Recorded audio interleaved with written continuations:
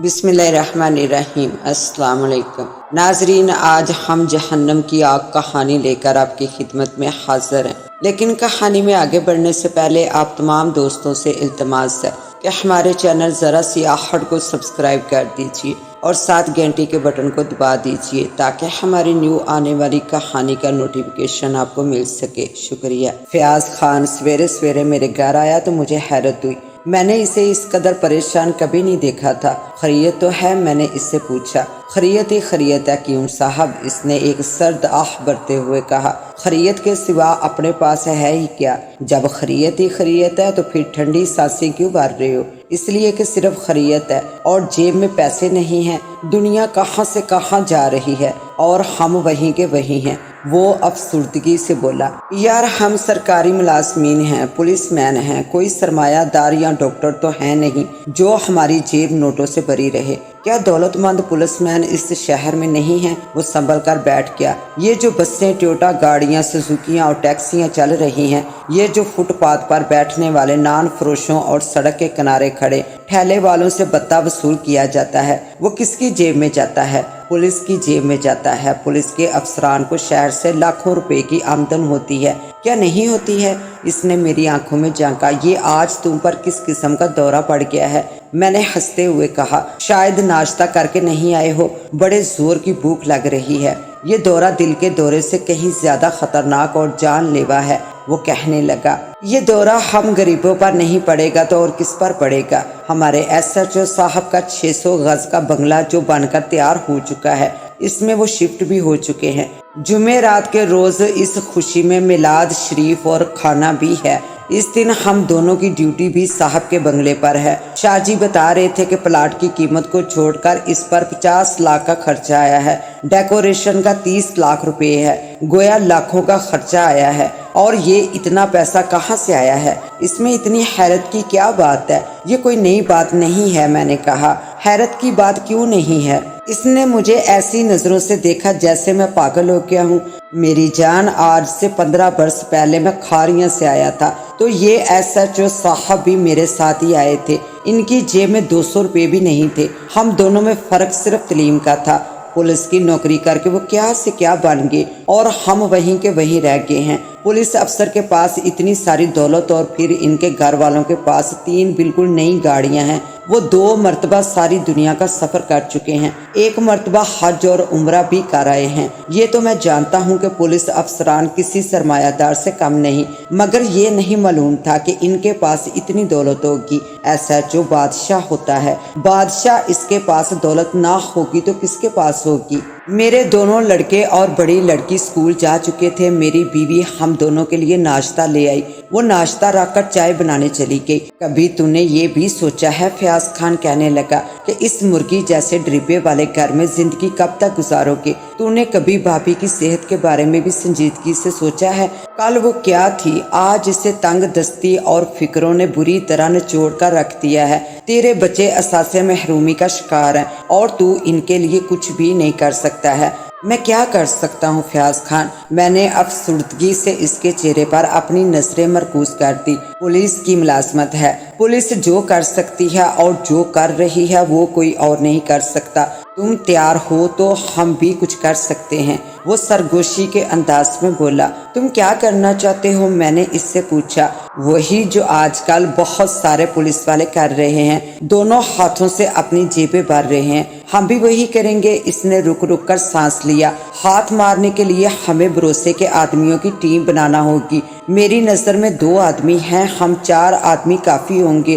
قانون کے محافظ ہو کر قانون شکنی کریں۔ میں نے اپنا ہاتھ اٹھا کر کہا، معلوم نہیں مجھے کیوں خوفسا محسوس ہو رہا تھا۔ واہ رے واہ، پرانی صدی کے مرد، کون سا قانون؟ کس قانون کی بات کرتے ہو؟ اس ملک میں کوئی قانون نہیں ہے، قانون صرف غریبوں کے لیے ہے، امیروں اور سیاست دانوں کے لیے کوئی قانون نہیں ہے۔ اگر تم قانون شکنی جیسی باتیں سوچو گے تو اپنی زندگی کی شکنیں درست نہ کر سکو گے۔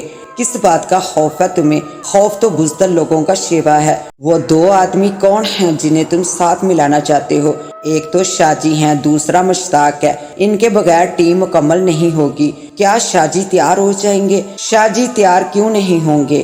ان ہزار کے نوٹوں میں بڑی کشش ہے، انسان کو اپنی طرف کھینچتے ہیں۔ اس نے 1000 کے نوٹ جیب سے نکالتے ہوئے کہا، مگر شاہ جی 5 وقت کے نمازی اور پرہیزگار آدمی ہیں، پورے روزے رکھتے ہیں، تراویحاں پڑھتے ہیں، آج تک انہوں نے 1 پیسے کی بھی رشوت نہیں لی ہے۔ ان کی 3 لڑکیاں بھی تو ہیں جو جوان ہیں۔ فیاض خان نے ہنس کر کہا، اب وہ نہ صرف رشوت بھی لیں گے بلکہ ہمارے ساتھ مل کر کام کرنے پر بھی مجبور ہوں گے۔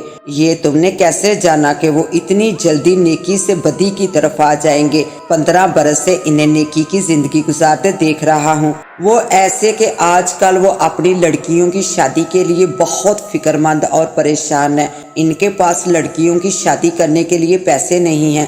مجبوری انسان سے کیا کچھ نہیں کراتی۔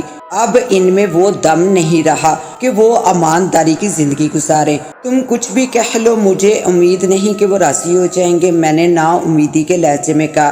فیاض خان بہت دیر تک میرے پاس بیٹھا رہا اور میرے کان بھرتا رہا، مجھے کسی شیطان کی طرح ورگلاتا رہا۔ وہ چلا تو گیا مگر جاتے جاتے مجھے سوچ اور فکر میں مبتلا کر گیا۔ ادھر میں بھی بہت دنوں سے اپنی اس خستہ حالی کی وجہ سے سوچنے لگا تھا۔ ایک خیال مجھے کسی زہریلے سام کی طرح ڈستا رہتا تھا کہ آخر میں اور میرے بیوی بچے کب تک ایسی پریشان کن زندگی بسر کرتے رہیں گے؟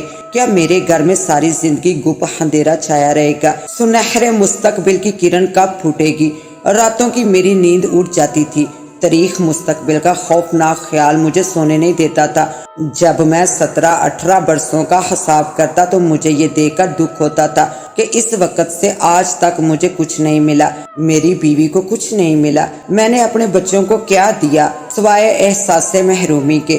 بیوی خواہ کسی غریب گھر کی کیوں نہ ہو، وہ تو اپنا حق چاہتی ہے، ایک پرسکون اور مسرت بخش زندگی گزارنا چاہتی ہے۔ اس نے 18 برسوں میں دبی زبان سے کتنی مرتبہ مجھ سے کہا تھا کہ ہم کیا ساری زندگی اسی جہنم کی آگ میں زندگی گزارتے رہیں گے؟ ادھر میرے بچے رنگین TV, CD, fridge, اچھے کھانے اور 2-3 کمروں کے ذاتی مکان کو ترستے تھے۔ میں ان کی بات سن کر کبھی تو خاموش ہو جاتا، کبھی سمجھاتا اور کبھی انہیں اس بری طرح سے جھڑک دیتا تھا کہ ان کے ساتھ ساتھ میری آنکھوں میں بھی آنسو آ جاتے تھے۔ میری بیوی تو باقاعدہ رونے ہی لگتی تھی، اس لیے کہ اس سے اپنے بچوں کی بدنصیبی نہیں دیکھی جاتی تھی۔ آج برسوں کے بعد اسے یہ احساس ہو رہا تھا کہ میرے گاؤں کے ایک سب انسپیکٹر نے شہر میں نہ صرف 240 گز پر بنا بنایا بنگلہ 3 کروڑ میں خریدا تھا، بلکہ اپنی بیٹی اور بیٹے کی شادی بھی اس قدر دھوم دھام سے کی تھی کہ ہم سب حسرت اور رشک سے دیکھتے رہ گئے تھے۔ دنیا کو اور رشتہ داروں کو دکھانے کے لیے خوب دولت لٹائی گئی تھی۔ اس نے 9 برس کی ملازمت میں اتنا کچھ بنا لیا تھا کہ اس کی ساری زندگی کے لیے کافی تھا۔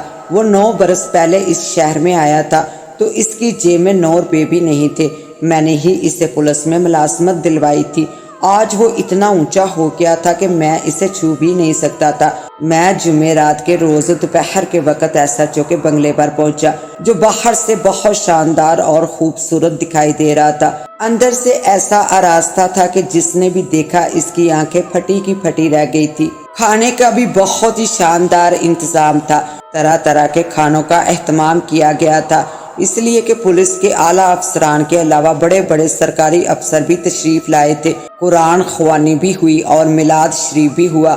رات 8 بجے مہمانوں کی بہت سے لذیذہ کھانوں سے خوب خاطر کی گئی تھی۔ کھانا اتنا بچ گیا تھا کہ میں بھی گھر لے گیا تھا۔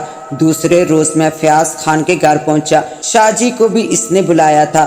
فیاض خان نے اپنا مقصد بیان کیا تو شاہ جی فوراً بولے، یہ تو بہت بری بات ہے، اس میں کوئی اچھائی نہیں ہے۔ شاہ جی، فیاض خان نے تکرار کی، کیا آپ اسی شہر کے کسی تھانے کو بطور مثال پیش کر سکتے ہیں جس کی پولیس رشوت بتہ اور غیر قانونی جرمانہ وصول نہ کرتی ہو؟ ان میں سے کتنے ایسے ہیں جو آپ جیسی شریفانہ زندگی گزار رہے ہیں؟